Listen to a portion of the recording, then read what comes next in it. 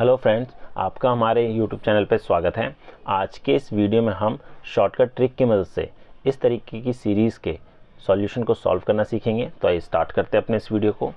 तो सबसे पहले हम देखते हैं, हमें यहाँ पर दे रखा है अंडर रूट में 2 प्लस अंडर रूट में 2 प्लस अंडर रूट में 2 और ये इन्फिनिटी तक जा रहा है। हमें इसकी वैल्यू बतानी है क्या होगी। ठीक है, तो इस केस में हम क्या करेंगे, जो भी नंबर दे रखा है उसका फैक्टर ऐसा निकालेंगे जिनका डिफरेंस 1 हो। तो 1 इंटू 2 हमारा 2 होता है और 2 और 1 का डिफरेंस हमारा 1 है। ठीक है, डिफरेंस कितना होना चाहिए, डिफरेंस होना चाहिए हमारे पास 1 होना चाहिए। ठीक है, 1 आ रहा है तो मतलब फैक्टर हमारा 1 बना और 2 बना। ठीक है, तो इस केस में जो आंसर होगा वो हमारा 2 होगा। ठीक है, अगर हमारे पास क्वेश्चन में प्लस का दे रखा है तो जो सबसे बड़ा नंबर होगा दोनों में से वो हमारा आंसर होगा। तो इसका जो आंसर है वो हो जाएगा 2। ठीक है, ऐसे ही अगला दे रखा है 12 plus under root 12 plus under root 12, ये इन्फिनिटी तक जा रहा है। तो देखिए यहाँ पर 12 का फैक्टर अगर निकालें तो 2 गुना 6 भी होता है, 3 गुना 4 भी होता है, 1 गुना 12 भी होता है। लेकिन डिफरेंस एक किस में आ रहा है, 3 और 4 में आ रहा है। ठीक है, 1 का डिफरेंस है तो यहाँ पर जो आंसर होगा, जो बड़ा वाला नंबर है इन दोनों में से कौन सा है, 4।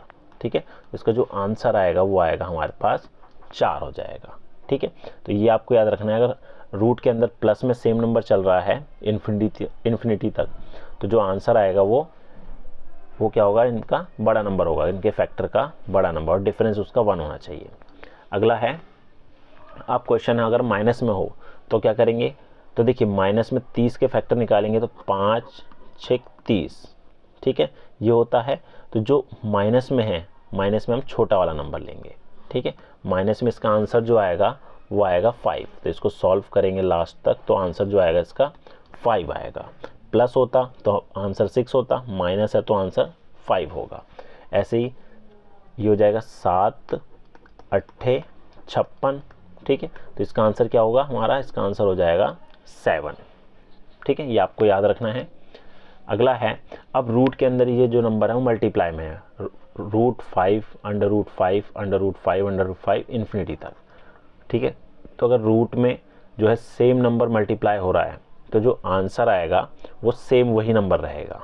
ठीक है, तो इसका आंसर जो है हमारा 5 ही रहेगा। अगला है, अब यहाँ पर देखिए, अब यहाँ पर रूट में दे रखा है 3 plus under root 3 plus under root 3। इसके अगर मैं फैक्टर को 1 इंटू 3 आएगा, इसके अलावा कोई फैक्टर हो नहीं सकता। ठीक है, और इनका डिफरेंस तो 1 नहीं है तो वो ट्रिक तो यहाँ अप्लाई नहीं होगी। तो इस केस में हम क्या करेंगे वो देख लेते हैं।